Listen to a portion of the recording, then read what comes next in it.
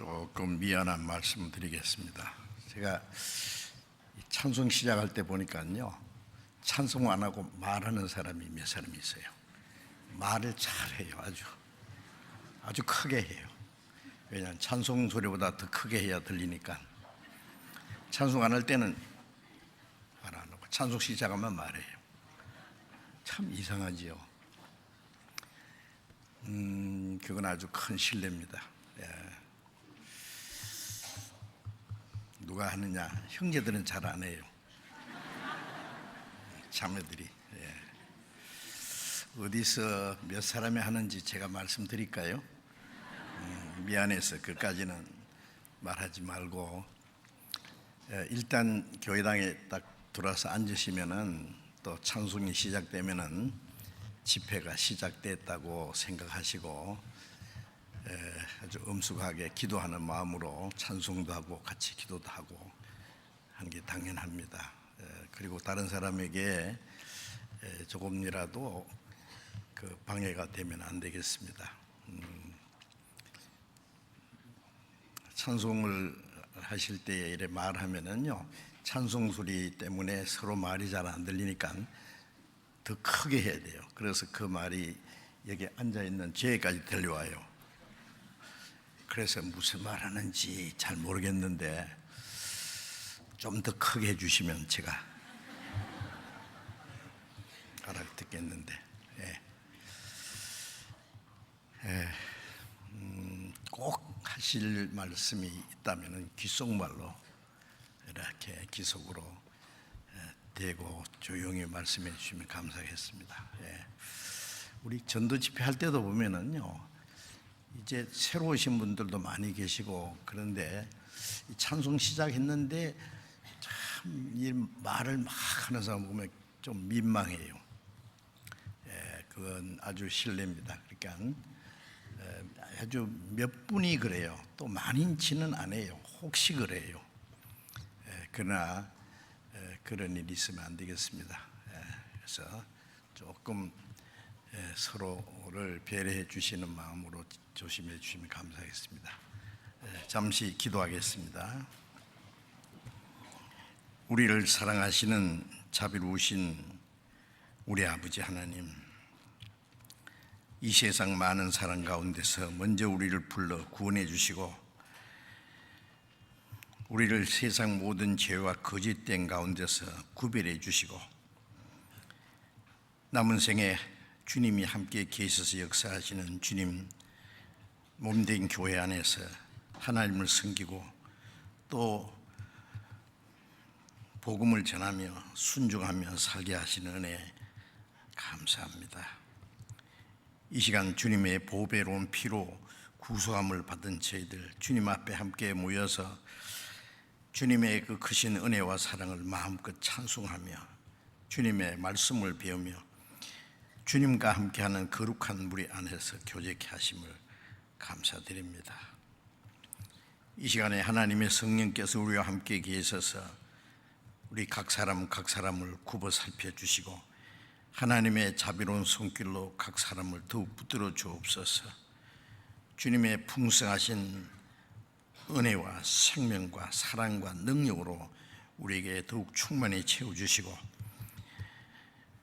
우리가 하나님의 자녀로 부끄러움이 없이 살 수 있도록 더욱 새롭게 온전케 굳건히 세워주시기를 기도합니다. 이 세상은 날로 요란해지고 죄악이 충만합니다. 참으로 하루 동안에서 또 무슨 일이 일어날지 알 수 없는 험악한 세상입니다. 그 가운데 살고 있는 우리들이 하나님의 도우심과 인도하심이 없으면 우리는 언제든지 죄 가운데 빠질 수밖에 없고 악한 자의 시험에 넘어질 수밖에 없습니다. 주님 말씀으로 우리를 더욱 새롭게 거룩하게 온전케 세워주시옵소서. 이 시간 함께 참여하지 못한 우리 형제 자매들, 병중에 있는 사람에게는 속히 건강을 회복시켜 주시고 마음이 연약한 사람, 여러 가지 시험 중에 곤란 중에 있는 사람들 일일이 보살펴 주시고 합당하신 은혜를 베풀어 주셔서 한 사람도 실족함이 없게 해 주옵소서.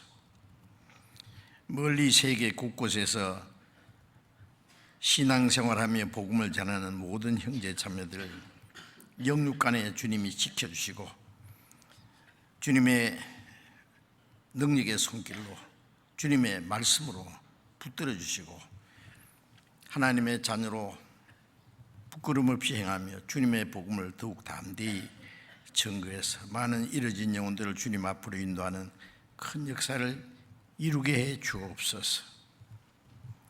때를 따라 우리에게 필요한 말씀을 주시고 우리에게 이미 허락하신 은혜의 풍성함이 무엇이며 우리 가운데 행하시는 주님의 능력이 무엇이며 우리가 마땅히 어떻게 행할 일들을 더욱 깨닫게 도와주시옵소서.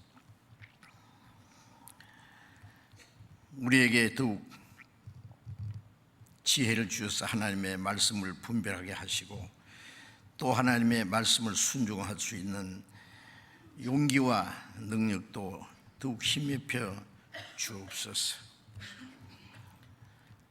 이 시간 모두 주 성령께서 친히 인도해 주기를 간절히 의지하며 주 예수님 이름으로 기도드렸습니다.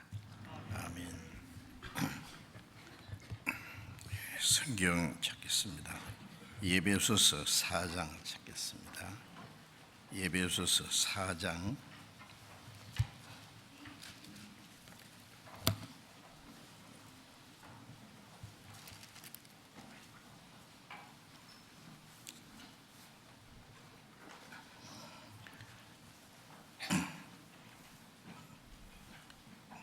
에베소서 4장 1절부터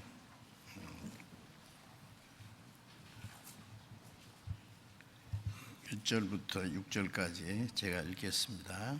에베소서 4장 1절부터 6절까지. 그러므로 주 안에서 갇힌 내가 너희를 권하노니 너희가 부르심을 입은 부름에 합당하게 행하여 모든 겸손과 온유로 하고 오래 참음으로 사랑 가운데서 서로 용납하고 평안에 매는 줄로 성령의 하나 되게 하신 것을 힘써 지키라. 몸이 하나이요 성령이 하나이니 이와 같이 너희가 부르심의 한 소망 안에서 부르심을 입었느니라. 주도 하나이요 믿음도 하나이요 세례도 하나이요 하나님도 하나이시니 곧 만유의 아버지시라. 만유 위에 계시고 만유를 통일하시고 만유 가운데에 계시도다. 거기까지.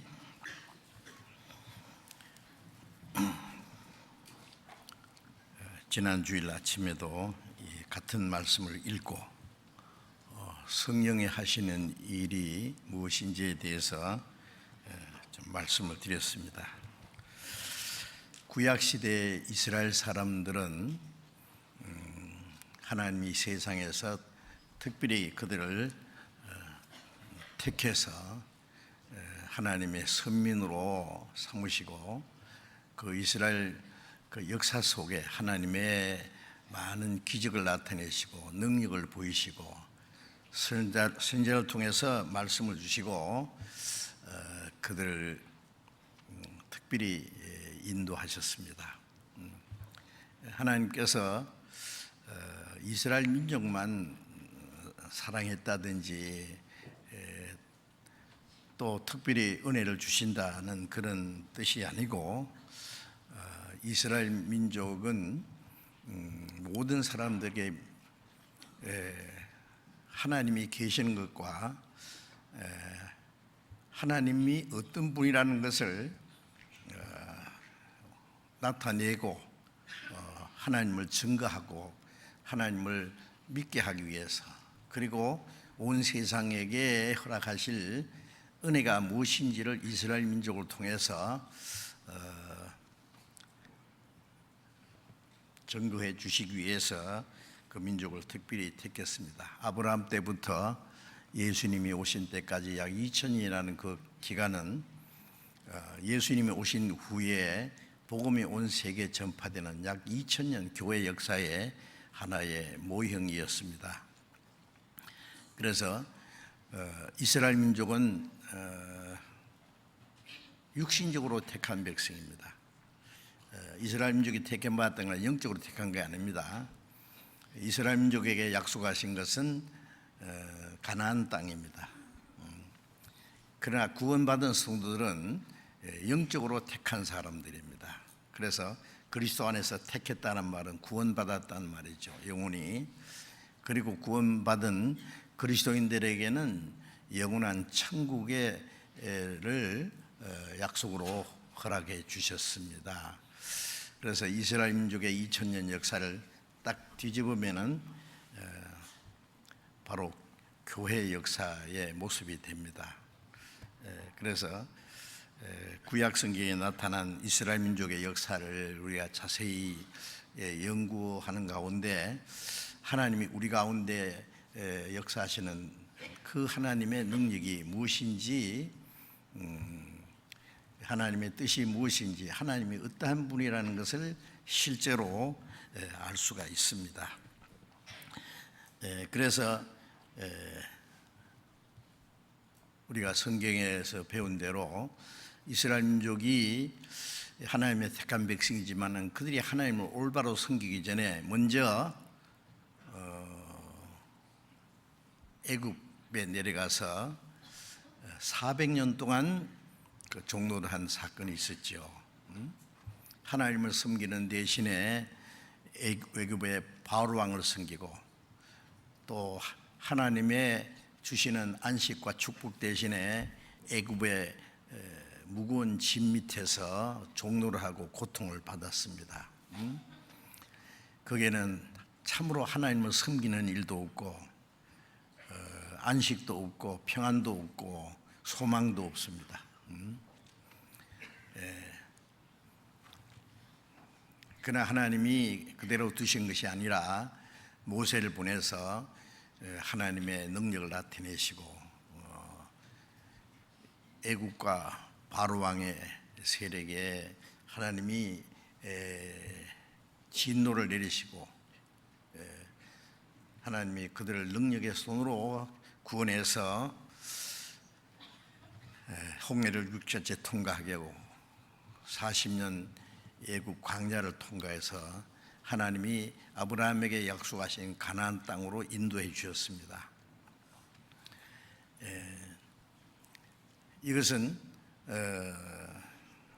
온 세상 사람들을 하나님이 특별히 하나님의 목적을 위해서 하나님의 형상대로 창조한 사람들입니다. 하나님 모든 걸 다 창조하시고 사람을 지으실 때 하나님이 자기 형상대로 창조했다는 것은 하나님과 같이 영원히 살 수 있는 영혼을 주었다는 말이고, 사람을 창조하신 목적은 사람을 통해서 하나님께 영광을 돌리고 하나님을 사랑하고 순종하고 그리고 하나님과 함께 영원히 천국에서 영광을 누리며 살게 할 목적으로 하나님처럼 되게 하기 위해서 하나님의 형상대로 창조하셨습니다. 그러나 사람이 에덴 동산에서부터 하나님을 올바로 섬기기 전에 먼저 사탄의 유혹을 받아서 사탄의 시험에 넘어졌습니다. 하나님의 말씀을 불순종하고 하나님을 배반하고, 그래서 에덴 동산에서 추방돼서 저주받은 땅에서 이제 고통스러운 역사가 시작됐죠.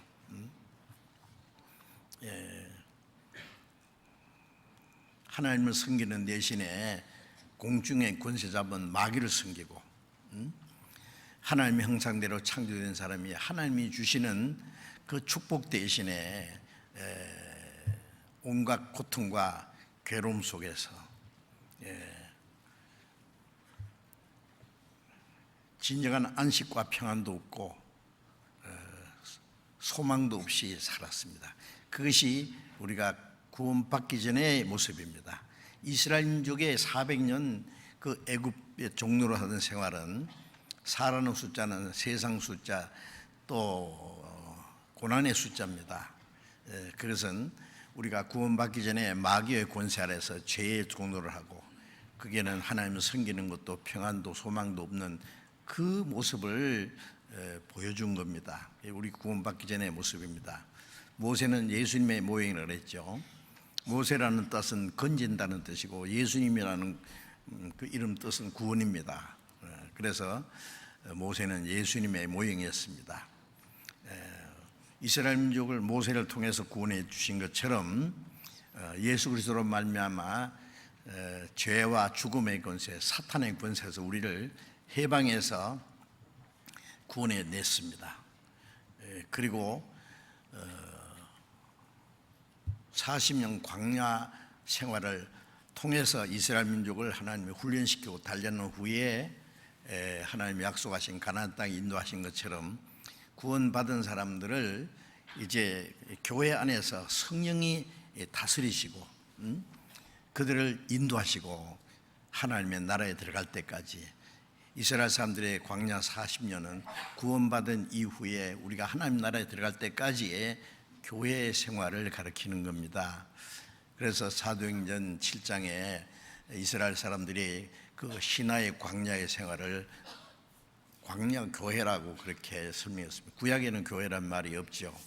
교회의 모형이니까 낮에는 구름 기둥으로 밤에는 불 기둥으로 그들을 지켜주시고 매일 만나를 먹여주시고 반석을 쳐서 물을 먹이시고 그들이 발이 부르트지 않도록 옷이 헤어지지 않도록 또 대적하는 자에게 하나님이 그들을 지키시고 인도해 주시고 가나안 땅에 들어갈 때까지 이제 그것은 구원받은 후에 우리가 하나님의 나라에 들어갈 때까지 우리를 지키시고 성령의 능력으로 인도하실 것을 보여주신 겁니다.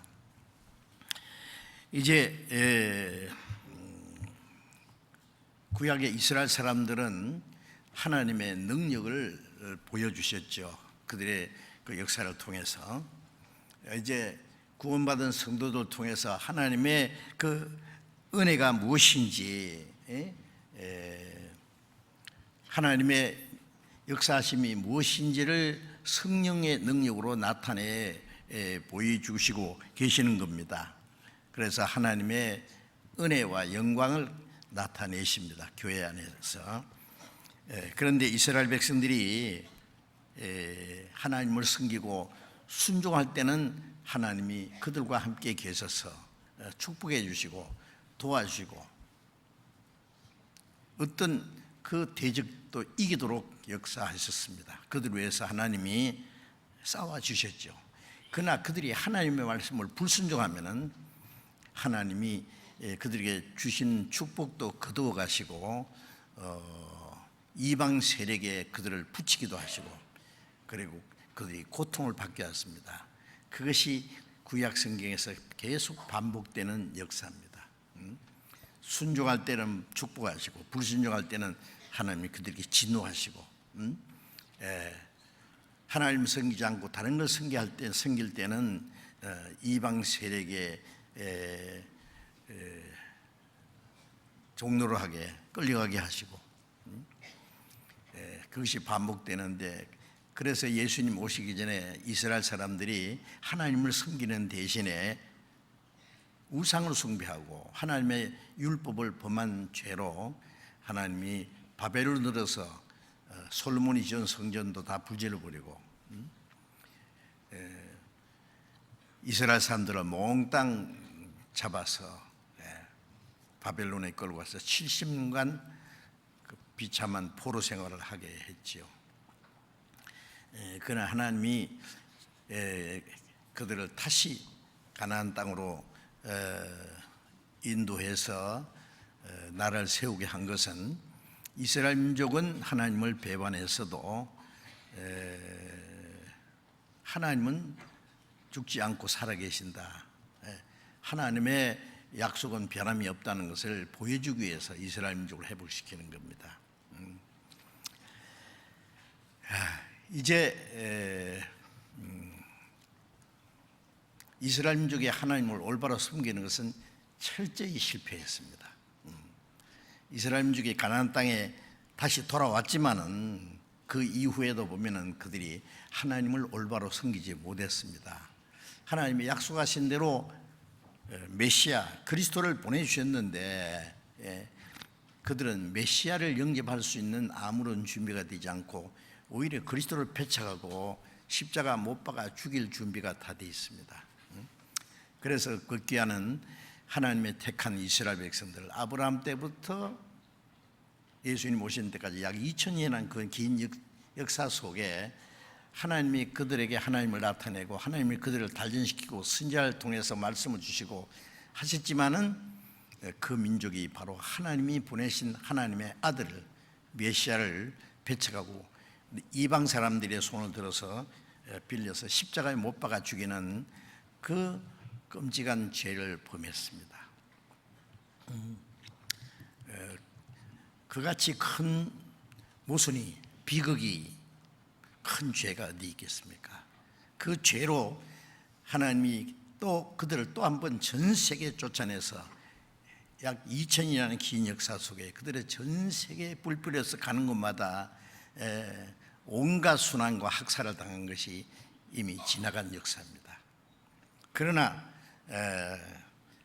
이스라엘은 망했어도 하나님은 안 죽었다는 걸 보여주기 위해서 마지막 때 이스라엘 민족을 회복시키신다고 약속하셨는데 바로 우리 시대에 그 이스라엘이 망한 지 1900여 년이 지난 1948년 5월 14일에 갑자기 독립했습니다. 다 죽어 없어진 줄 알았던 민족이 그 땅에 돌아가서 강대한 나라가 됐습니다. 그것은 하나님이 행하시는 놀라운 기적입니다. 하나님이 살아계신다는 증거고 성경대로 하나님이 모든 약속을 이루신다는 사실이고 그리고 이스라엘 민족의 회복은 주님이 다시 오실 날이 너무나 가까웠다는 것을 우리에게 보여주는 가장 확실한 징조라고 말씀하셨습니다. 이제 하나님의 계획대로 하나님을 배반하고 죄 가운데 빠져서 하나님 대신에 사탄을 섬기던 이 세상 사람들을 예수 그리스도로 말미암은 하나님의 은혜로 구원해서 이제 하나님의 택한 백성이 아니라 하나님의 자녀로 삼았어요. 하나님의 자녀라는 말은 상속자라는 말입니다. 자녀면 후사 곧 하나님의 후사라 그랬잖아요. 천국에 들어갈 수 있는 후사로 이제 구원받은 성도들을 속에서 역사하십니다. 그래서 이제 이스라엘 민족은 육신적으로 택한 백성이고 구원받은 성도들은 영적으로 택한 그리스도의 몸된 교회라고 말씀했습니다. 그래서 이제 예수님이 십자가에 죽으시고 부활하신 후에 성령이 오셔서 하나님의 은혜를 깨닫게 하고 그 하나님의 은혜를 깨달음으로 구원받은 사람을 이제 성령으로 하나 되게 하신다고 했죠. 그래서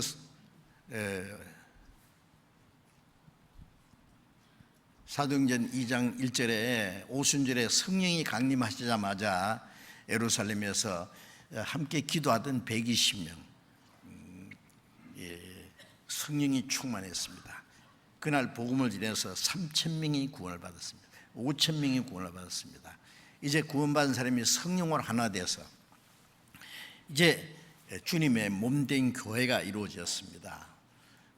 그래서 이제는 하나님께서 교회를 통해서 역사하시는 겁니다. 첫 번 하나님 택한 이스라엘 민족들은 사실상 그들이 철저히 하나님을 섬기고 순종한 일에 실패를 함으로 하나님의 축복 대신에 비참한 그 형벌을 받았습니다. 이스라엘 민족만큼 비참한 역사를 가진 민족은 없지 않습니까? 그리스도를 배척하는 죄가 얼마나 무섭다는 것을 우리에게 실물 교훈으로 보여주신 겁니다. 그들은 하나님의 택한 백성으로서의 그 목적을 사실은 실패한 겁니다. 이제 하나님께서 구원받은 성도들을 통해서 교회를 세우셨어요. 그리스도의 몸된 교회.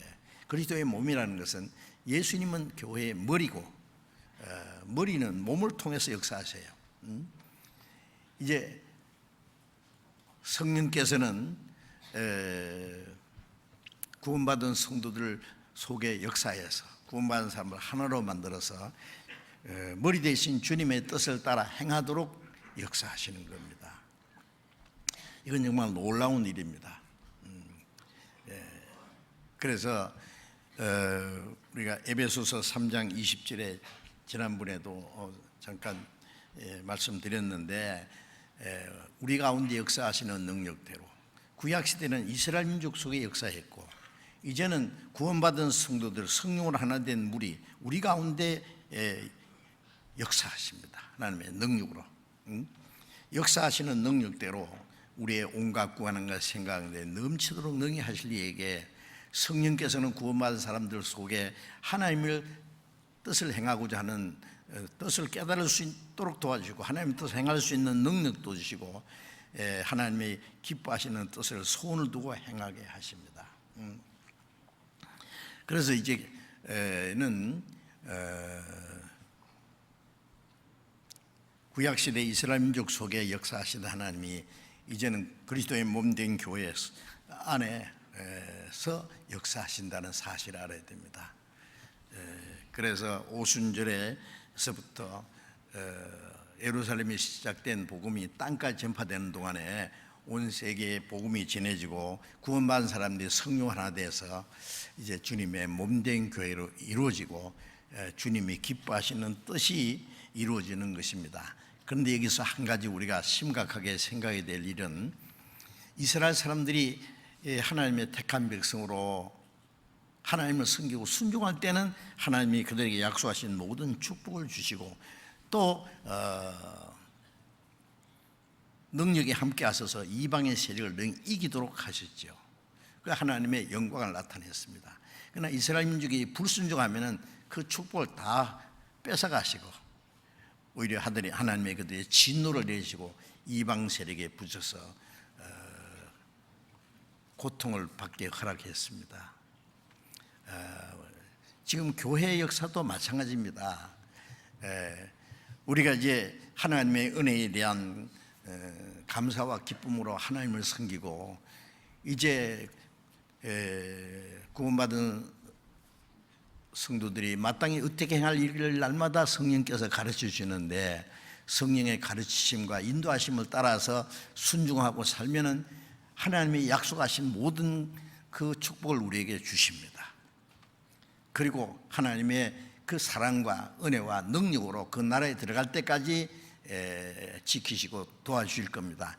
그러나 만일 하나님의 말씀을 불순종하면은 구원받은 사람이라도 구원은 뺏어가지 않지만은 하나님의 그 능력을 거두어 가십니다. 그리고 온갖 고통을 받게 하십니다. 징계를 내리시고 형벌을 내리십니다.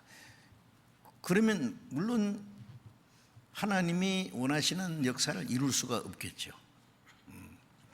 이제 구원받은 사람이 이제 정말 그 하나님의 그 크신 은혜를 받고 기뻐하고 감사하고 순종하느냐 그렇지 않느냐에 따라서 이제 우리의 남은 생애가 하나님의 축복 속에 살 수도 있고 하나님의 진노와 형벌을 받을 수도 있고 하나님의 역사를 이룰 수도 있고 하나님의 그 역사가 이루어지지 않을 수도 있다는 것은 정말 놀라운 일입니다. 이제 구원받은 그리스도인들이 성령을 하나 된 무리 안에서 하나님이 하시는 일이 무엇인지를 자세히 알아야 됩니다. 구원받은 후에는 내 개인이 어떤 열심을 가지고 얼마나 착하게 주님을 위해서 사느냐 하는 것이 중요한 것이 아니라 우리 가운데 역사하시는 하나님의 그 뜻이 무엇인지, 하나님이 기뻐하시고 선하시고 온전하신 뜻이 무엇인지 분별을 하도록 하라 그랬잖아요. 그 성령은 우리에게 하나님의 뜻을 깨닫게 하고 하나님의 뜻을 행하게 하시기 때문에 성령이 하시는 일이 무엇인지를 알고 또 그 뜻에 순종해야 됩니다. 근데 참 제가 염려스러운 것은요, 우리 여기 계신 분들이 이제 다 같이 구원 받았다고 간증하고 찬송하고 기도하고 말씀 배우고 교제하고 하잖아요. 한 사람도 빠짐없이 다 100% 구원받고 다 주님 오실 때 주님을 맞이할 수 있으면 얼마나 좋겠습니까? 그러나 그 100%는 되기가 어려울 거라고 여겨집니다. 사실은 우리 교회에 와서 말씀을 배우면은 구원을 받지 않고는 못 견디죠. 그렇잖아요. 맨날 구원받으라고 쪼아대는데 도망가든지 구원받든지 둘 중에 하나 해야 됩니다. 그래서 끈질기게 붙어 있고 말씀을 배우고 교제하는 것은 구원받았다는 증거라고 생각합니다. 그래서 우리 교회 안에서 교제하는 모든 형제 자매들은 아마 어느 교회보다도 구원받은 그 거듭난 성도의 프로테이지가 제일 높을 거다고 생각합니다. 근데 100%가 되면 참 좋겠는데 혹시 아닌 사람도 있을 수 있습니다. 그래서 이제 성경을 배우는 가운데 그 믿음은 믿음인데 죽은 믿음도 있다 그랬잖아요. 야고보서 2장에 보면은 너는 믿음이 있고 행함은 없네. 나는 믿음도 있고 행함도 있다. 나는 행함으로 내 믿음을 네게 보일 텐데 행함 없는 믿음을 너는 어떻게 보일래? 응? 영혼이 없는 몸이 죽은 것 같이 행함이 없는 믿음은 그 자체가 죽은 것이다. 믿음은 믿음인데 꼼짝 못하는 믿음. 물에 빠져서 죽은 사람을 건져놨더니 꼼짝 안 해요. 나중에 알고 보니 숨도 안 쉬어요. 어떻게 된 거예요? 죽은 거예요. 아니 건져놨으면은 좀 이제 힘을 내가지고 툴툴 털고 일어나서 쩔뚝쩔뚝 하면 걸어가다가 힘을 내서 이제 건강하게 다른 사람처럼 살아야 될 거 아니에요. 아니면 뭐 꼼짝없이 그냥 누워 있다. 그것도 문제죠. 로마서 6장 3절 4절에 보면은 예수 그리스도의 죽음과 부활하심으로 우리를 구원하셨다. 주님의 죽음과 부활과 연합했다. 이제 구원받은 사람은 이제는 새 생명 가운데 행하게 하려 합니다. 전에는 허물과 죄로 죽었었는데 이제는 거듭났으면 그리스도의 생명이 있어요. 이제는 그 새 생명 가운데서 행해야 된다는 거예요. 살아있는 믿음, 죽은 믿음이 아니고.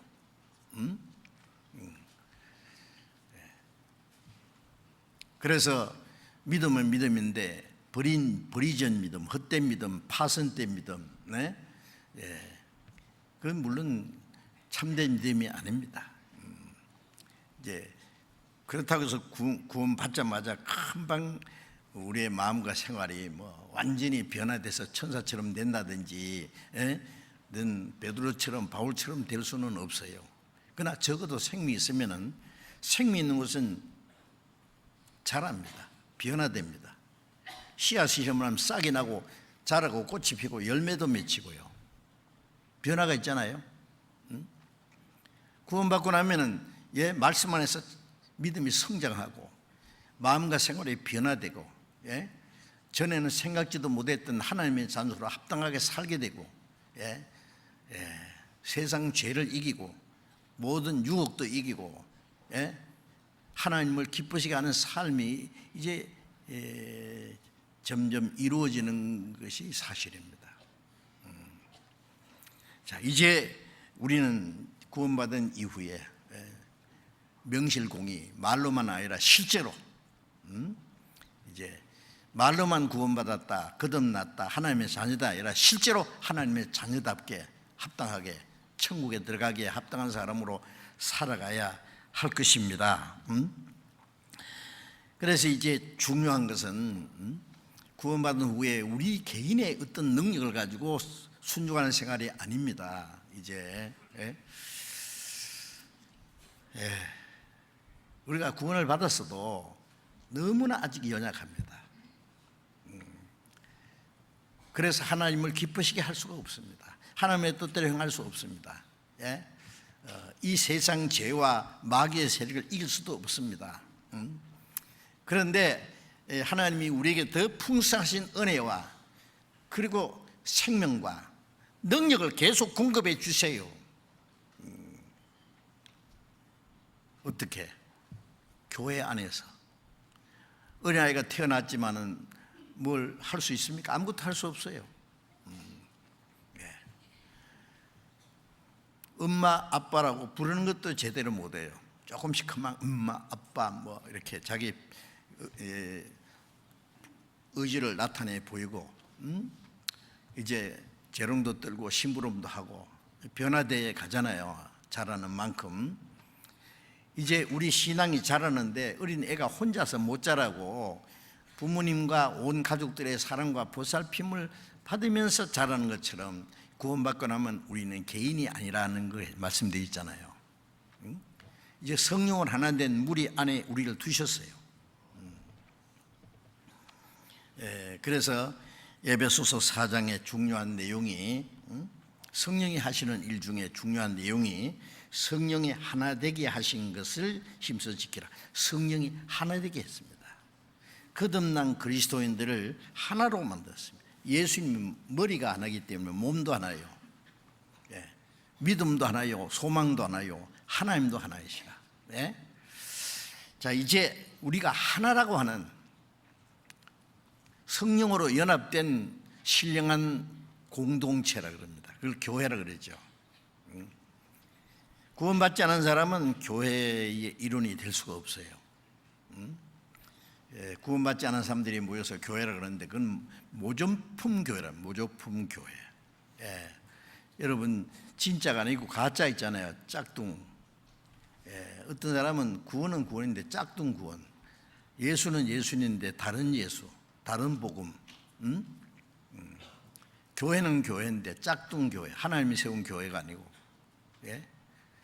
거듭나지 않은 사람들이 아무리 모여서 예배 의식 행하고 뭐 거룩한 모습을 했어도 하나님 보실 때는 그건 교회가 아니지요. 오순절부터 시작해서 그 사도 시대, 나중에 로마에서 그리스도인의 박해가 있었고 그 콘스탄틴 황제가 기독교인 되자마자 가짜 기독교 역사가 시작됐잖아요. 그래서 첫 번 성당을 지어서 집을 웅장하게. 그전에는 교회당 없었어요. 집에 있는 교회. 카타콤 굴 속에서 모이고 바닷가에서 모이고 산속에서도 숨어서 모이고. 교회는 거듭난 성도들의 무리지 집이 아니잖아요. 껍데기 집도 웅장하게 만들고 화려하게 예배 의식도 아주 세련됐는데 진짜 교회는 점점 꺼져버렸어요.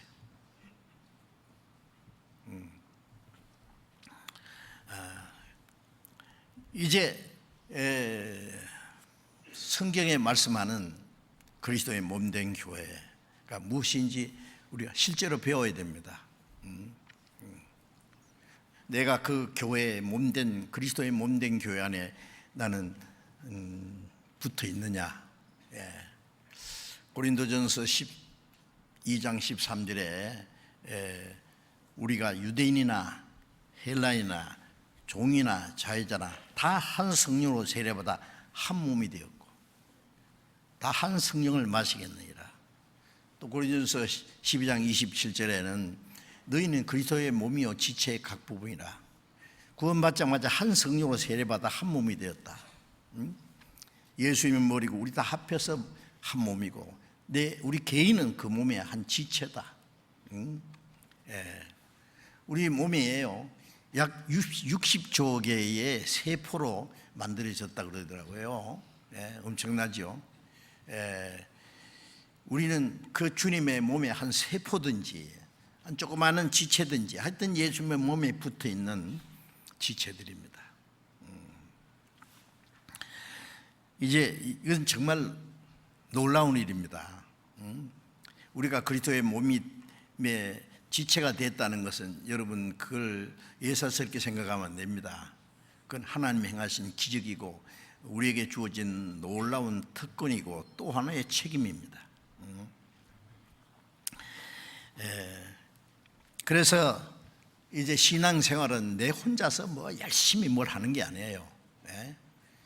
무리 안에서 우리 찬양대 찬송 잘해주는데요, 찬양대 전체가 그 하모니를 이루어야 아름다운 그 노래가 이제 사람들에게 전달되는 거지, 그 중에 누가 한 사람이 특별히 잘한다고 특별한 소리를 내면은 다 버려버려요. 그렇죠?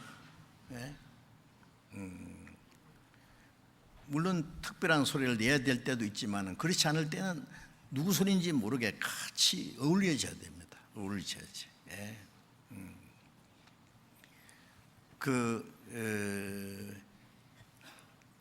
무슨 대표 축구 선수가 되든지 뭘 하든지 할 때에 그 경기를 할 때에요, 개인기는 아무리 잘해도 전체에 이기는 그 일에 대해서 한 25% 이상을 넘을 수가 없대요.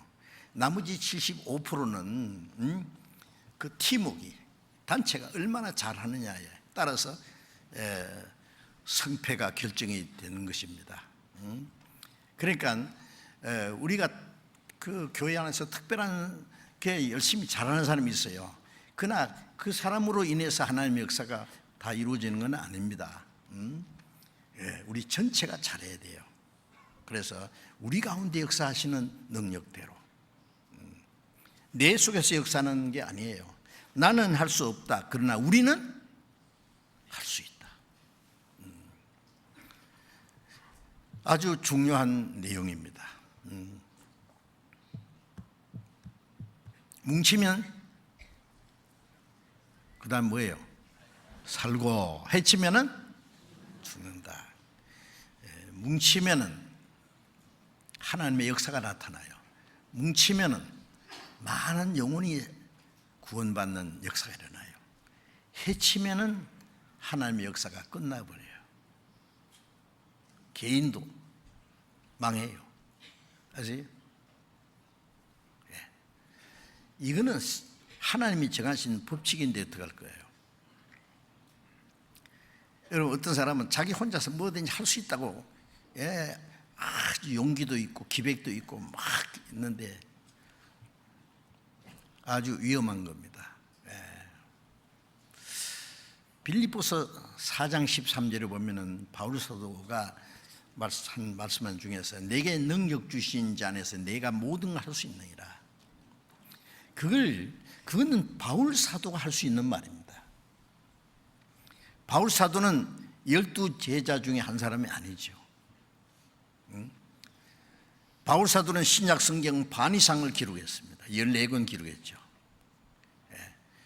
그래서 바울 사도는 사람에게 받은 것도 아니요, 사람에게 배운 것도 아니요, 예수 그리스도의 그 택하심으로 말미암아 사도된 바울은, 먼저 사도된 자들에게 바울 사도는 아무것도 배우지 않았습니다. 아무에게 도움도 받지 않았습니다. 하나님이 직접 그를 세웠고 사도를 삼으셨고 성령께서 직접 계시해 주었어요. 그런 사람이 어디 있습니까? 아무도 그렇게 될 수 있는 사람은 없습니다. 그래서 바울 사도는 내게 능력 주신 자 안에서 내가 모든 걸 할 수 있느니라. 물론 바울 사도도 교회 안에 한 지체라는 걸 자기가 확실히 말했습니다. 그러나 바울은 바울 사도의 생애를 통해서 그리스도가 재현됐다고 할 수도 있고 교회가 무엇이라는 걸 견본으로 보여준 겁니다. 아무도 그렇게 할 수 있는 사람은 없습니다. 우리는 내게 능력 중에서 내가 모든 걸 할 수 있다는 게 아니라 우리 가운데 역사하시는 능력대로 우리는 할 수 있다고 해야 됩니다. 내가 할 수 있다가 아니라 무슨 일인지 자기에게서 난 것처럼 자랑한다든지 교만해서는 안 되죠. 그래서 나는 할 수 없다 알아야 됩니다. 손가락이 뭐 혼자서 뭘 할 수 있어요? 몸에 붙어 있을 때 함께 하는 거예요. 자, 이것은 참으로 중요한 문제입니다. 여러분 혼자서 신앙생활 할 수도 없습니다. 혼자서는 주님을 섬길 수도 없어요. 그럼 혼자는 개인은 아무것도 아니다 그 말이 아닙니다. 우리가 개인이 주님을 섬기고 열심히 할 수 있지만은 우리가 함께 할 때에 더 효과적으로 능력 있게 하나님의 뜻을 이룰 수 있다는 걸 말하는 겁니다. 혼자서는 제대로 복음을 전할 수도 없어요. 우리가 왜 함께 기도하고 함께 협력하고 특별히 수양회 때에 온 교회가 한 마음이 되어서 기도하고 협력하고 희생하고 수고할 때에 많은 영혼들이 구원받는 역사는 그 가운데 주님이 역사하시기 때문입니다. 타든 숯불도 흩어놓으면 금방 꺼집니다. 꺼지가는 숯불도 모아놓으면 다시 막 불꽃이 강하게 일어납니다. 우리는 부족하고 연약하고 정말 아무것도 아닌 것 같아도 이 부족하고 연약한 우리가 하나가 될 때 그 가운데서 하나님이 완전한 역사를 이루셔요. 우리 연약하고 불완전한 우리 개인을 하나님이 모아서 한 성령의 능력으로 역사하신다는 걸 알아야 됩니다. 저런 밖에 있는 햇빛은 물건을 태울 수 없지만 블루렌스 딱 갖다 놓고 햇빛을 착 모으면 금방 불이 팍 붙는 거 아시죠? 여러분, 우리가 하나가 될 때에 하나님이 그 가운데 성령이 역사하셔요. 능력이 나타나요. 놀라운 일입니다. 자, 그래서 이 손가락을 따로따로 띄나 봐요. 뭐가 되겠어요? 그렇죠? 손가락이 중요하지만 따로따로 다 흩어져 있다고 아무것도 아니에요. 그러나 이렇게 5손가락도 보면은요, 짧은 것도 있고 긴 것도 있고 뭐 조그마한 것도 있고 있는데요.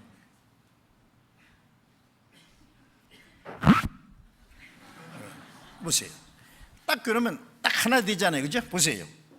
맞아요? 이거 길고 짧으면 어떻게 쥐겠어요, 이게?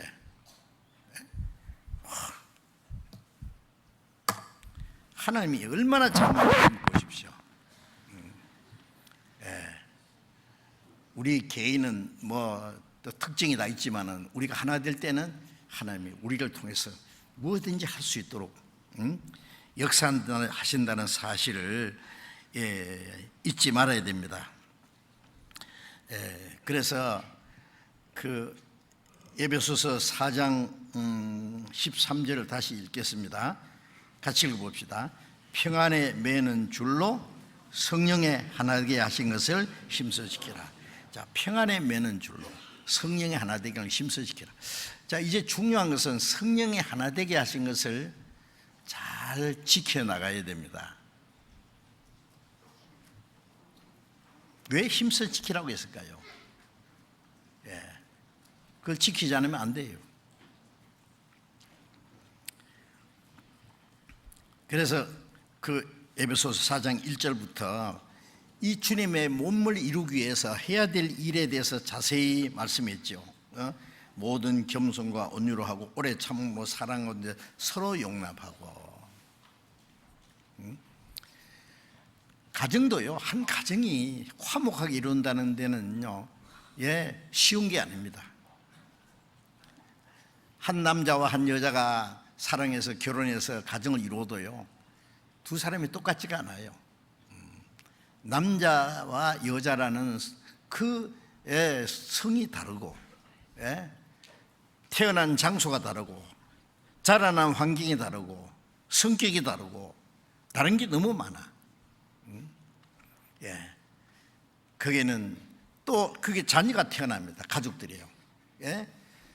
식구가 많으면은 얼굴도 다른 것처럼 성격도 다르고 생각도 다르고, 그들이 하나가 된다고 하는 것은 서로 양보하고 서로를 배려하고 참고 협력하고, 그러지 않으면은 뿔뿔이 흩어질 수도 있어요.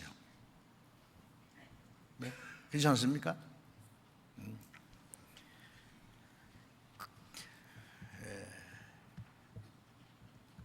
이사야 53장 6절에 보면 우리는 다 목자 떠난 양 같아서 각기 제 길로 갔거늘. 그를 행하여 각기 자기 고집대로 자기 욕심대로 자기 편리한 대로 자기 마음대로 살았습니다. 사람은 진정한 의미에서 둘도 하나가 안 돼요. 유대인들 말은요, 사람 둘 모이면 단체 셋을 만든대요. 무슨 소리냐면은 혼자서 당을 하나 만들고, 그러니까 당이 둘이죠, 한 사람씩. 그럼 둘이 모이면 당 하나 만드니까 당이 세 개예요. 둘이 모이면 당을 세 개만. 그게 뭐예요? 뿔뿔이. 자, 이 사람들이 하나가 된다는 것은 인간의 노력으로는, 인간의 방법으로는 불가능합니다. 그래서 어떤 사람 안 맞아도 억지로 그냥 그런 대로 한평생 지나시구려. 어쩔 수 있단 말이에요. 참고 막 그렇게 살았는데, 구원받은 사람들이요, 별별 사람이 다 있는데, 뭐 종족도 다르고 얼굴 색깔도 다르고 뭐 모든 게 다른데 하나가 된다는 것이 쉬운 일이 아닙니다. 그러나 성령은 구원받은 사람을 하나로 만드십니다. 한 몸같이 친밀하고 마음조차 하나가 돼요. 머리 대신 주님의 뜻을 행하게 되는 것이죠. 골로새서 3장을 잠깐 읽습니다. 골로새 3장.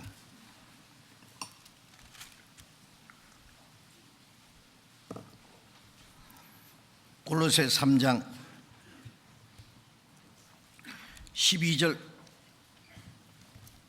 12절부터 읽겠습니다. 그러므로 너희는 하나님의 택하신 거룩하고 사랑하신 자처럼 긍휼과 자비와 겸손과 온유와 오래 참음을 옷 입고, 누가 네게 혐의가 있거든 서로 용납하여 피차 용서하되 주께서 너희를 용서하신 것 같이 너희도 그리하고 이 모든 것 위에 사랑을 더하라. 이는 온전하게 매는 띠니라. 그리스도의 평강이 너희 마음을 주장하게 하라. 평강을 위하여 너희가 한 몸으로 부르심을 받았나니 또한 너희는 감사하는 자가 되라. 이 에베소서 4장에 있는 말씀과 같은 내용인데요, 여기는 좀 더 자세히 말씀해 놨습니다. 성령이 하나 되게 하시려면요, 이 말씀대로 행해야 돼요.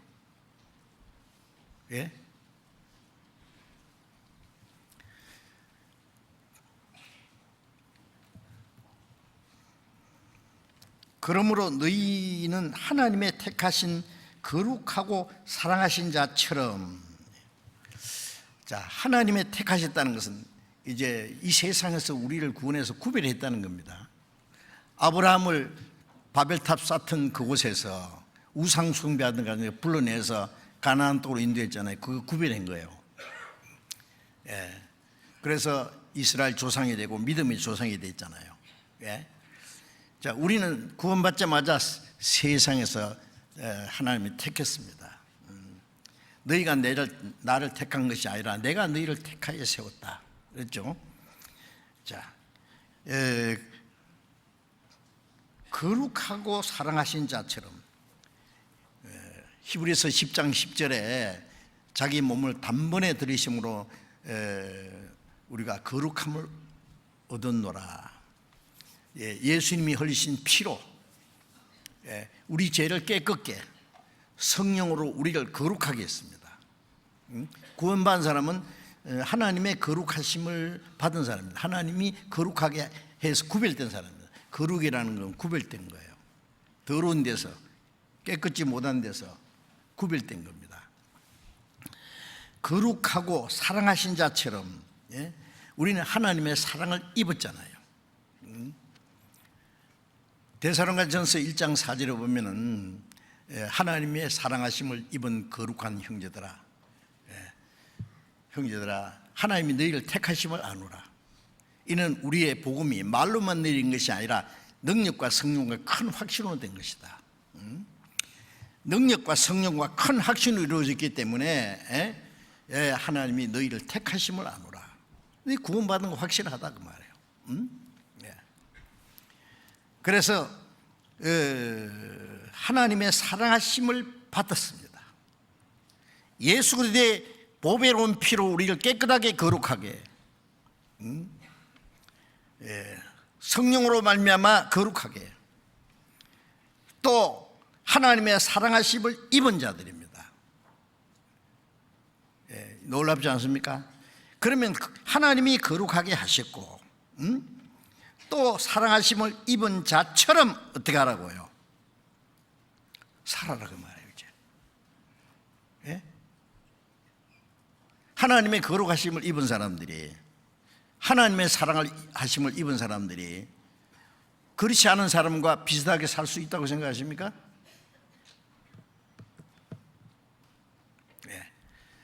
만일 구원받은 사람이 세상 사람과 비슷하게 살 수 있다면 하나님의 사랑을, 하나님의 은혜를 무시하는 사람입니다. 그렇게 살아라고 구원해 주신 겁니까? 아니에요. 우리를 거룩하게 구별했어요. 하나님의 자녀예요. 거룩한 백성이요. 좀 이따가 천국에 갈 하나님의 영광에 들어갈 사람들이에요. 우리는 세상에 살지만은 세상에 속한 사람이 아니라 그랬잖아요. 너희는 세상에 속한 자가 아니고 나의 택함을 입은 자라. 요한복음 15장에 예수님 말씀하셨죠.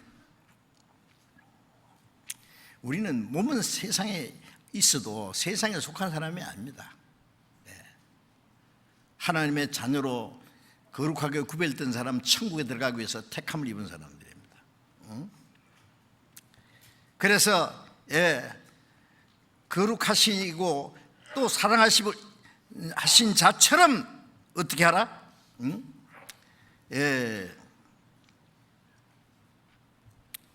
긍휼과 자비와 겸손과 온유와 오래 참으로 옷 입고, 옷을 여러분 옷 다 입고 계시잖아요.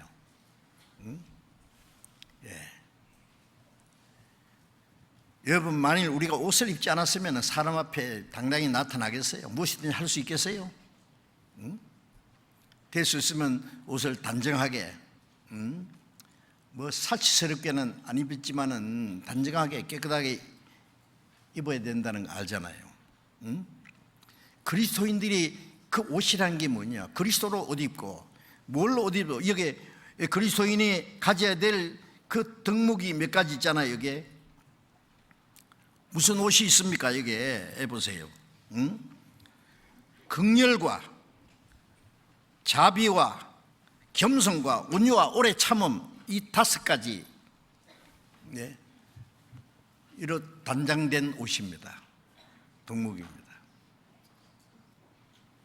이럴수록 옷 입으라고 봐요.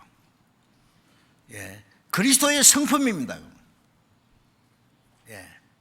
그리스도의 성품이고 그리스도인이 마땅히 가져야 될 성품이에요. 그래서 자, 이제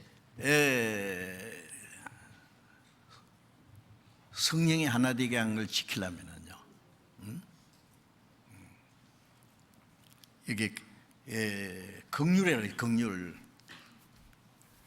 에베소서 2장 4절에 보면은 허물과 죄로 죽었던 너희를 살렸다. 악한 행실로 하나님을 멀리 떠나 원수가 된 자들입니다. 공중의 권세한 자를 잡아 따랐다. 우리 육체의 욕심을 따라 지내며 육체와 마음이 원하는 것에 다른 인과 같이 본질상 진노의 자녀이다. 그렇지요. 바로 지옥 갈 죄인들이었습니다. 그런데 긍휼에 풍성하신 하나님이 우리를 사랑하신 그 큰 사랑을 인하여 하나님의 사랑은 우리가 죄 가운데 죽었을 때, 공중권세잡을 따랐을 때, 하나님과 원수가 됐을 때 불쌍히 여기는 사랑입니다. 무조건 불쌍히 여긴다는 데는 조건이 없잖아요. 긍휼이라는 것은 불쌍히, 긍휼에 풍성하신 하나님이 우리를 사랑하신 그 큰 사랑을 내어 허물로 죽은 우리를 그리스도와 함께 살리셨다. 그 하나님이 불쌍히 여기시는 사랑 말입니다. 하나님이 불쌍히 여긴 같이 너희도 서로 불쌍히 여기라. 에베소 4장에도 계속 그 말씀. 하나님이 불쌍히 여긴 것처럼 너희도.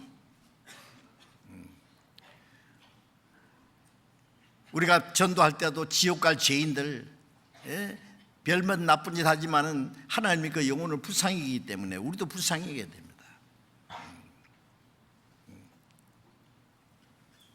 긍휼에 풍성하신 하나님이, 그 하나님의 그 불쌍히 여기는 사랑이 우리를 통해서 나타나야 돼요.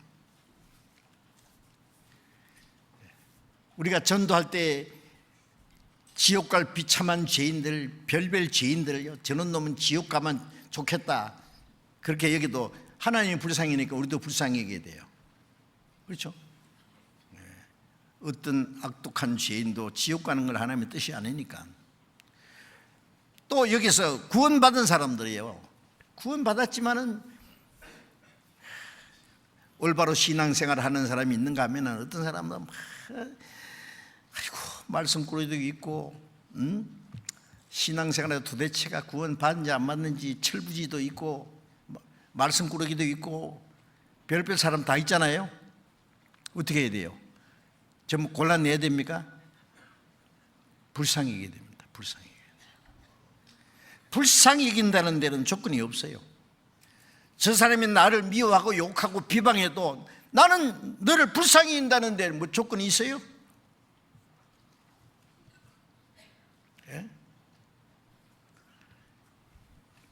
그 하나님의 긍휼을 성령께서 우리에게 주신 그리스도인의 성품입니다. 긍휼과 자비, 자비라는 것은 죄 많은 사람, 연약한 사람, 너그러운 마음으로 받아주는 걸 말해요. 자비. 누가복음 6장에 보면은 하나님이 자비하신 같은 너희도 자비하라. 자비나 인자나 같은 겁니다. 너그러운 마음, 부드러운 마음.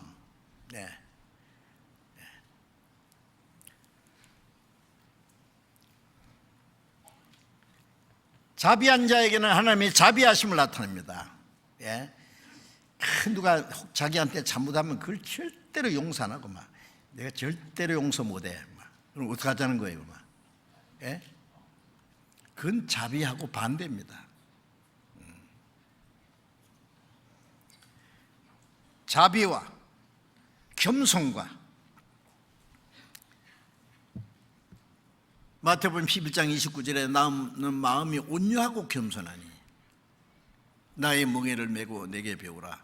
온유는 주님의 성품이잖아요. 겸손은 주님의 성품. 겸손과 온유는 주님은 얼마나 겸손하셨어요. 창조주입니다. 하나님과 근본, 하나님과 본체이신 그분입니다. 자기를 비워 조의 형체를 가져 사람과 같이 됐고 죽기까지 복종했다. 예수님 얼마나 겸손하셨어요.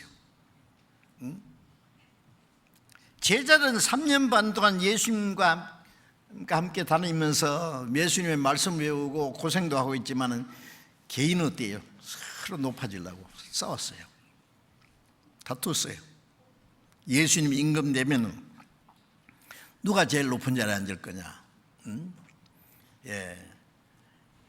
야고보와 요한 어머니는 예수님에게 임금 되시면은 우리 아들 오른쪽 왼쪽에 앉게 해달라고 부탁도 해보고, 제 아들은 그걸 알고는 또 서로 시기하고 다투기도 하고.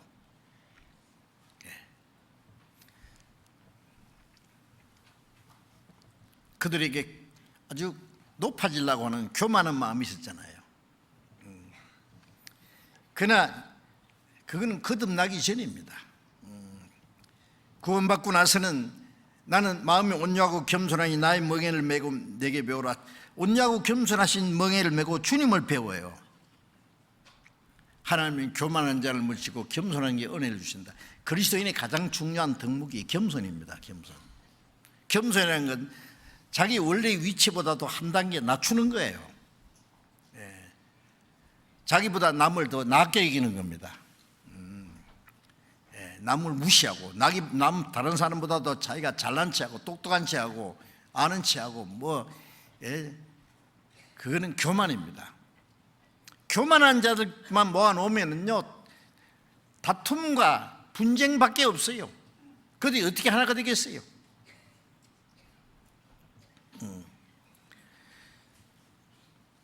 겸손은 그리스도인이 가져야 될 아주 아름다운 덕목입니다. 겸손으로 옷 입어야 됩니다. 겸손으로. 하나님은 겸손한 자에게 은혜를 주시고 교만한 자를 물리치셔요.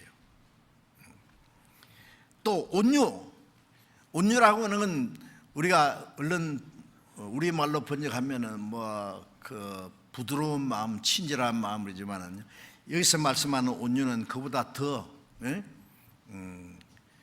어떤 환경 중에도 어떤 어려움 중에서도 고난 중에서도 끝까지 견디고 참으면서 묵묵히 순종하는 마음.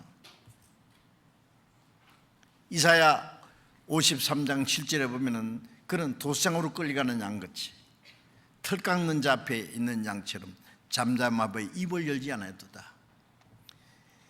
예수님에게 온갖 거짓말로 고소해가지고 십자가 못 박아 죽이라고 악을 써도 예수님 한마디 대답도 안 하고, 욕을 받으실 때 대신 욕하지 않고, 위협받으실 때 대신 위협하지 않고, 공의로 판단하시는 자에게 부탁하시며 묵묵히 십자가를 향해서 나아가신 그게 온유입니다. 여러분들, 우리가 순종하는 생활 속에요, 안 믿는 사람들을 우리를 비난하는 것은 접어놓고라도 구원받은 사람 속에도요, 우리가 실컷 순종하고도 그에 대해서 오해를 받고 또 미움을 받고 욕을 받는 수도 있습니다. 어떻게 해야 됩니까? 그걸 끝까지 변명하고 싸우고 막 해야 됩니까? 하나님께 맡기고 묵묵히 내 할 일 하면 돼요. 그 온유입니다. 그것이 아주 너그러운 마음으로.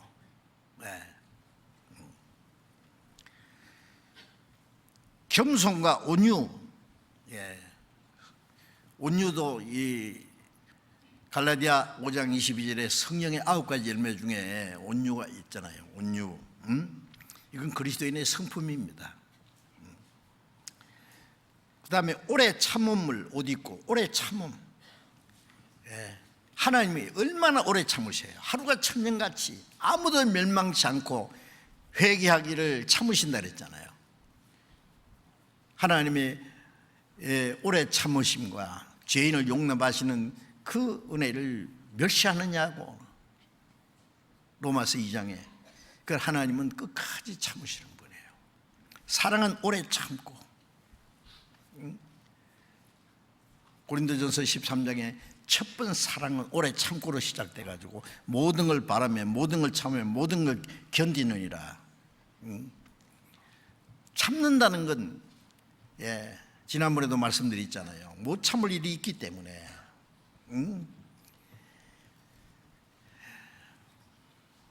내가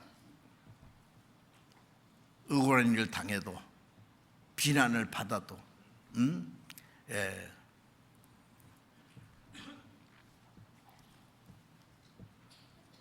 그들이 참는 거예요.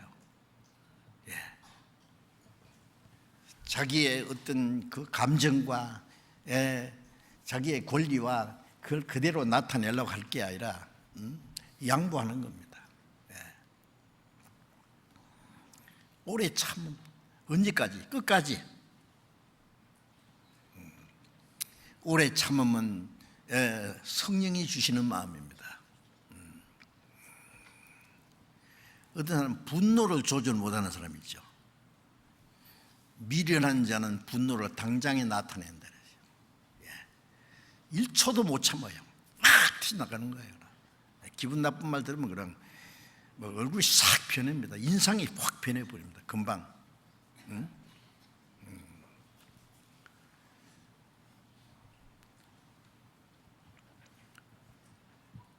분노를 참는 것은 용사보다 낫다. 자기 마음을 다스리는 거기 때문에 그렇습니다. 오래 참으로 옷 입고, 우리가 교회가요 구원받은 사람이 하나가 되어 가려면요 정말 이런 마음이 필요합니다.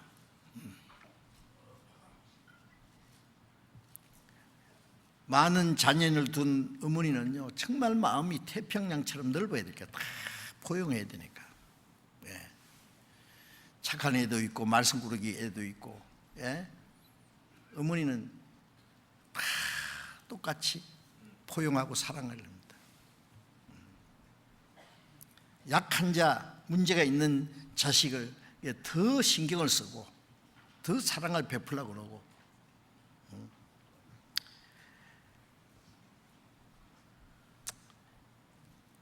오래 참는 거 있잖아요.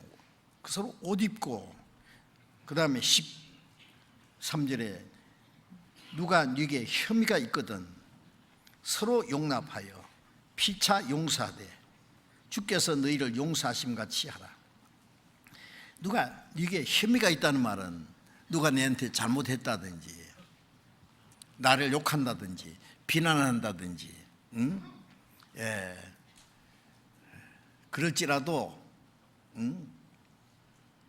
내가 불이익을 당할지라도 그걸 대항하지 말고 서로 용납하여 그랬죠.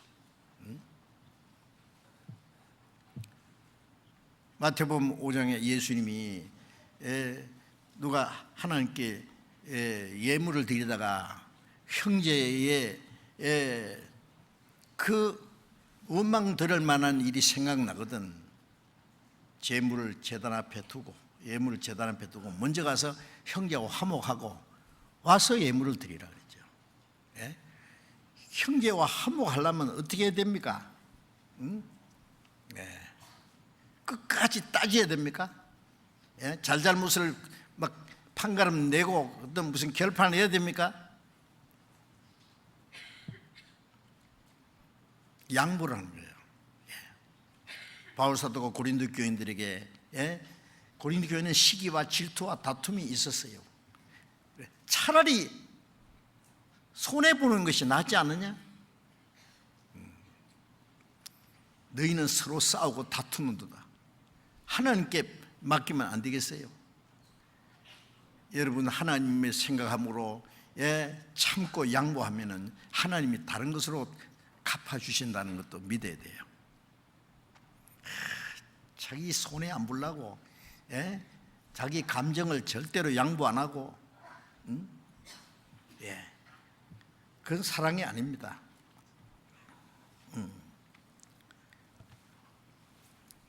주께서 너희를 용서하심 같이 너희도 서로 용서하고, 서로 용서한다고 해요. 용서라고 하는 건 참 중요한 겁니다. 남을 용서하는 것은 그것은 아무나 할 수 있는 게 아니에요.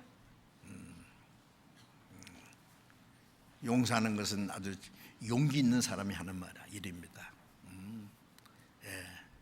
용서하는 것은 어떤 성을 빼앗는 장군보다도 낫습니다. 예수님 그러셨잖아요. 너희는 이렇게 기도하라. 우리가 우리에게 죄진 자를 사해 준 같이 우리 죄를 사해 주옵시고, 구원받은 후에도 우리가 잘못하는데 하나님께 용서를 빌려면 내가 남을 용서하는 마음이 있어 하는 마음으로 기도해야 돼요. 우리가 우리에게 죄진 자를 사해 준 같이, 다른 사람이 내게 죄진 것을 사해 준 같이 하나님 내 죄를 용서해 주십시오. 너희가 남의 허물을 용서하지 않으면 하나님도 너희를 용서하지 아니하리라.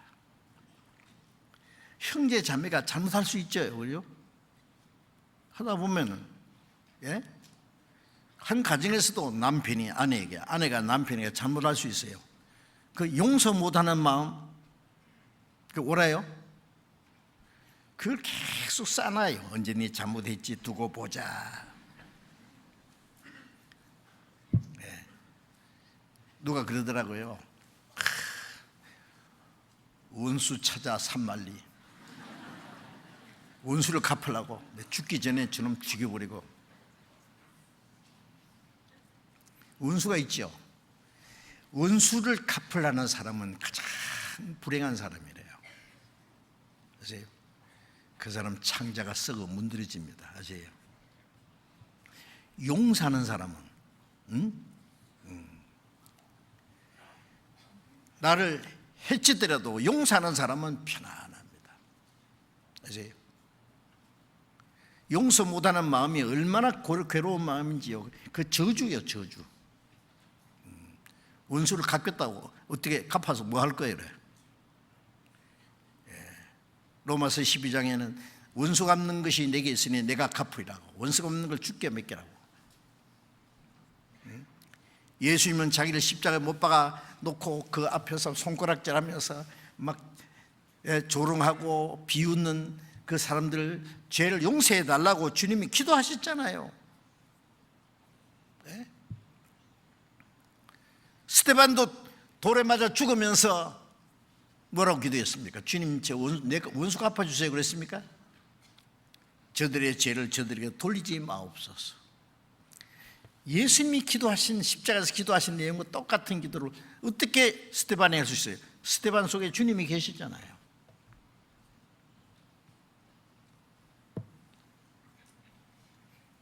피차 서로 용납하고, 피차 용서하되 용납한다는 걸 받아들이는 거예요. 받아들이는 거예요. 너 같은 놈 다시 보지 마자. 나 상대도 가기 싫다. 그건 주님의 마음이 아니에요. 언젠가 깨달을 날이 있겠지. 하나님께 맡기고 나 할 일 하면 돼요. 용납하고 주님이 용납하신 것처럼, 주님이 받아주신 것처럼.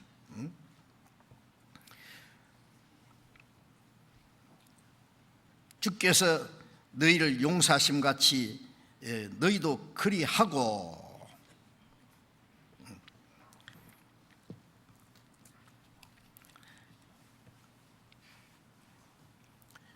요한복음 13장 34절에 예수님께서 새 계명을 너희에게 주노니 서로 사랑하라. 내가 너희를 사랑하지 서로 사랑하라. 아버지께서 나를 사랑하신 것처럼 나도 너희를 사랑했으니 나의 사랑 안에 거하라. 하나님 아버지께서 자기 독생자를 사랑하신 것처럼 하나님이 우리를 사랑했어요. 하나님이 자기 독생자 사랑하신 것처럼 하나님이 우리도 사랑했어요.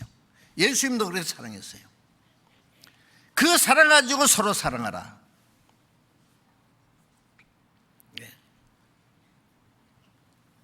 예수님은 자기를 은30에 팔아버린 가룟 유다도 끝까지 사랑했다고 말씀했습니다. 예수님을 3번이나 부인하고 했지만은 베드로를 주님이 사랑했습니다. 어떻게 하든지 주님의 사랑은 변함이 없어요. 문제는 사랑을 배척해서 문제지. 자, 주님이 우리를 사랑하신 것처럼 우리는 서로 사랑할 수 없을까요? 우리의 사랑은 너무 짧아요.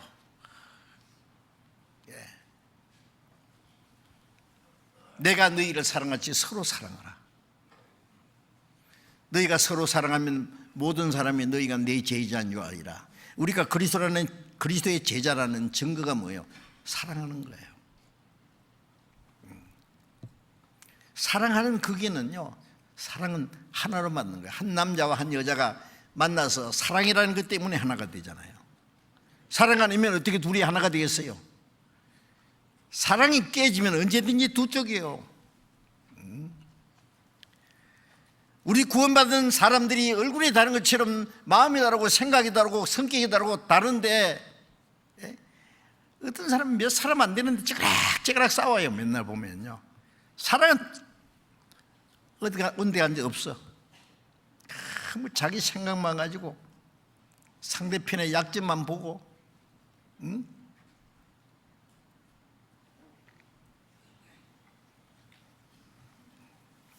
사랑은 하나로 만든 겁니다. 왜? 그래서 너희도 그리하고 이 모든 것 위에 사랑을 더하라. 이 모든 것, 여기에 5가지 덕목 위에다가 사랑을 더하라. 사랑이 빠지면 모든 게 다 아무것도 아니에요. 왜 우리 구원받은 사람이 서로 다르지만은 하나가 될 수 있느냐? 사랑 때문에 했습니다. 성령이 그 주님의 마음으로 주님의 사랑으로 우리를 하나 되게 하시는 거예요. 이는 온전하게 매는 띠니라. 온전하게 매는 띠죠. 우리는 사랑으로 하나가 되었습니다. 옷을 다 입고 근데 띠를 매야 돼요. 그래야 단정해 보여요. 띠를 매야 힘이 있어요. 여기에 긍휼과 자비와 겸손과 온유와 오래 참음으로 옷 입고 그 위에다가 사랑의 띠로 딱 묶는 거예요. 이거는 단정한 그리스도인의 모습입니다. 성숙한 그리스도인의 모습입니다. 그래서 온전하게 매는 띠,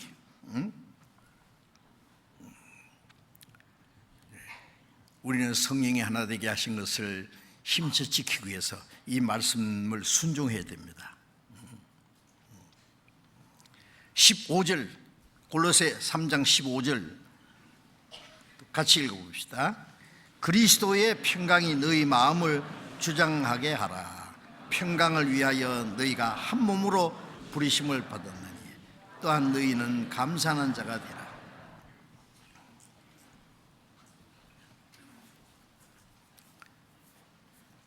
하나님과 우리는 원수되었던 우리를 예수님의 십자가로 화평을 이루었죠. 화평이나 평강이나 같은 거예요. 평화, 화평, 화목. 악한 행실로 원수가 되었던 너희를 주님의 십자가의 죽음으로 화평을 이루었어. 화목을 이루었어요.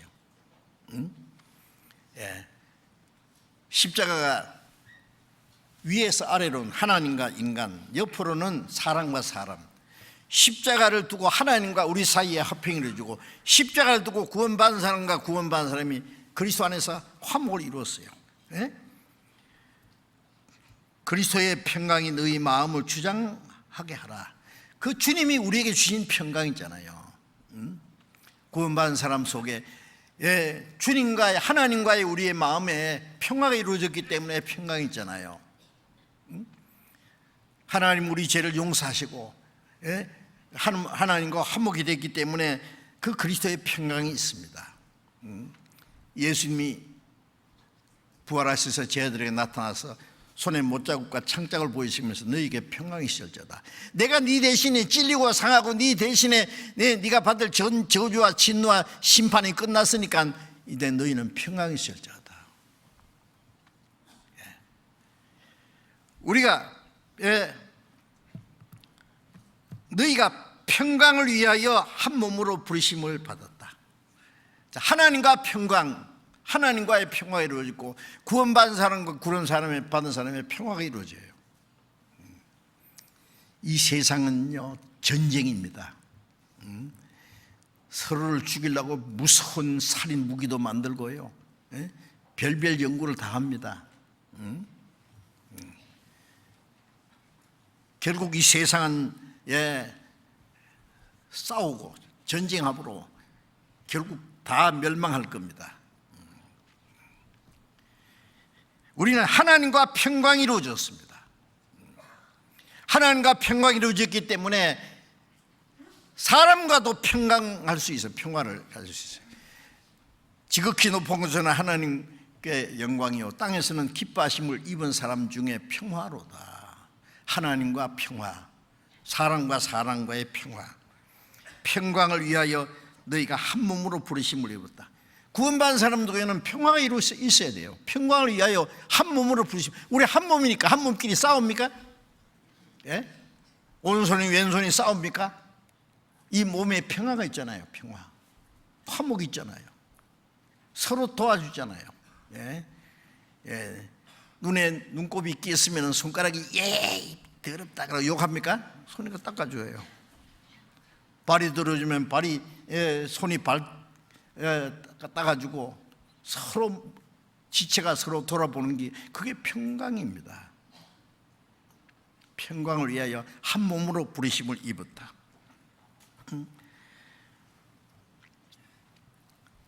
자, 우리는 이 평강을 지켜야 됩니다.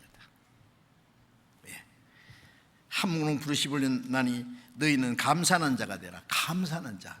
우리가 하나님과 평화가 이루어졌고, 예? 교회 안에서 우리가 한 몸이 되어서 주님을 섬기고 하나님의 평강이 이루어지고, 우리 가운데 주님이 역사하시는 이 일에 대해서 우리는 하나님께 참으로 감사하는 자가 되어야 됩니다. 구원받은 사람이 항상 불평하고 불만이 있고 감사한 마음도 없고 기쁨도 없고 그럼 됩니까? 데살로니가전서 5장 18절에 너희는 범사에 감사하라 그러잖아요. 감사. 범사라는 게 뭐예요? 내가 어려울 때도 괴로울 때도 어떤 고난 중에도 하나님께 감사할 수 있어요. 구원받았다는 그 은혜에 대해 감사하고, 내가 주님 안에서 살 수 있다는 것, 내가 교회 안에 있다는 것 감사하고, 내 심장이 아직 뛰고 있고 내가 숨쉬고 살고 있다는 것 감사하고, 멀잖아 그 나라에 들어갈 영광스러운 소망을 주신 것에 대해 감사하고, 감사할 조건이 너무 많은데 감사하는 사람 마음속에는 평강이 있습니다.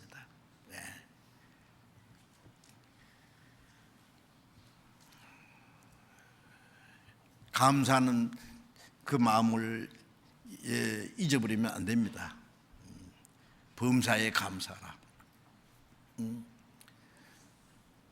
하나님을 사랑하는 자, 그 뜻대로 부르심을 입은 자에게는 모든 게 합력하여 선을 이루느니라.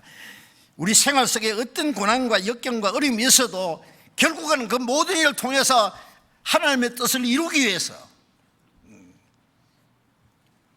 그렇기 때문에 감사할 수 있어요. 형들이 요셉을 미워해서 죽으라고 죽이려고 하다가 애굽에다가 종으로 팔아버렸잖아요. 죽든지 말든지. 요셉이 나중에 형들에게 뭐라고 했습니까?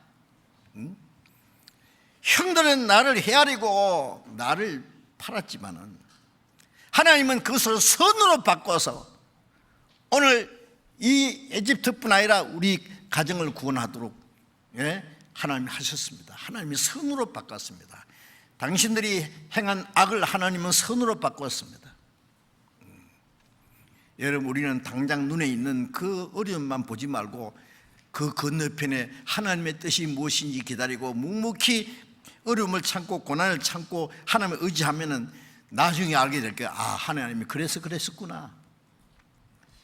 우리에게 지금 주어지는 고난과 괴로움도 하나님의 선을 이루기 위한 것이 많습니다.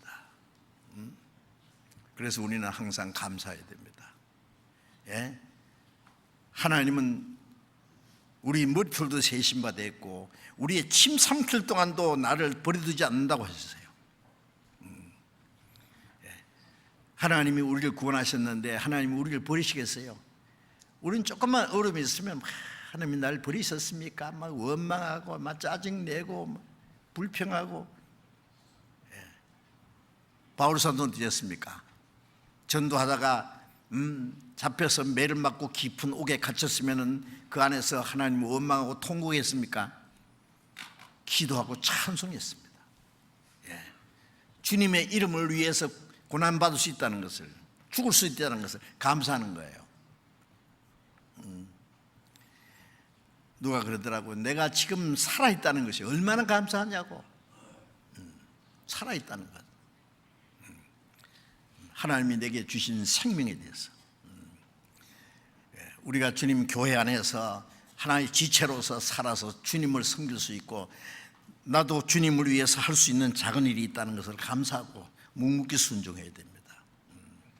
원망하지 말고, 교만하지 말고, 다투지 말고, 불평하지 말고 말이에요.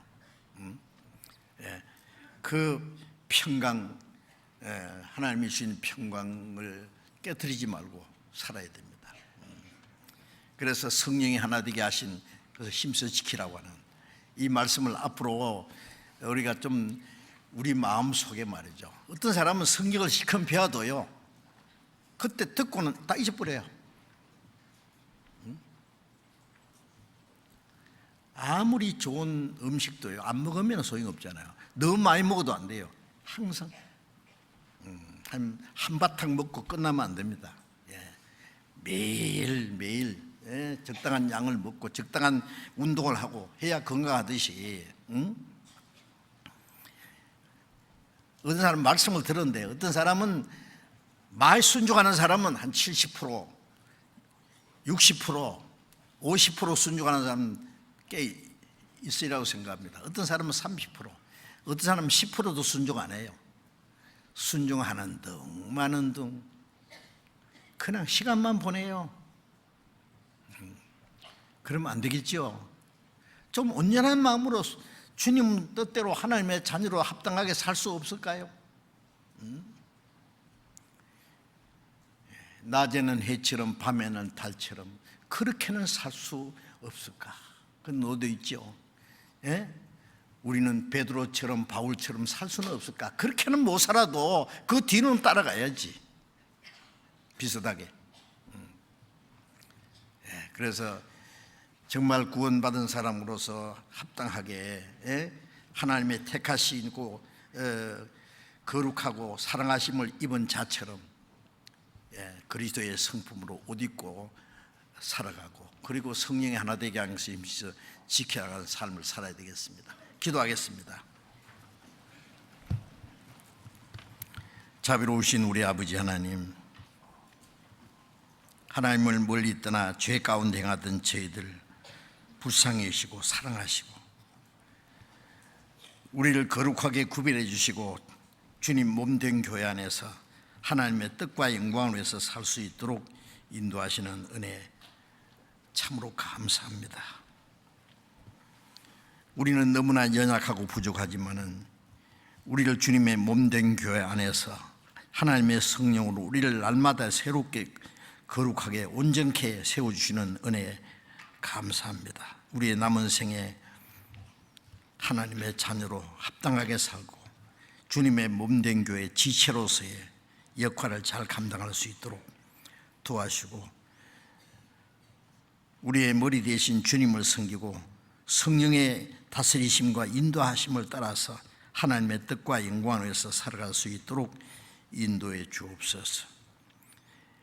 이제 얼마 후에 시작될 또 축의 수양회 때도 많은 영혼이 구원받도록 주님이 역사하시고 이 일 위해서 함께 기도하고 협력하는 가운데 하나님의 기뻐하시는 거룩한 역사를 능히 이룰 수 있도록 우리 모두를 주님 뜻대로 사용해 주시옵소서. 아직 구원받지 못한 우리의 가족들, 우리의 친척들, 이웃들, 그들도 다 구원받을 수 있도록 주님이 인도해 주옵소서. 주 예수님 이름으로 기도드렸습니다.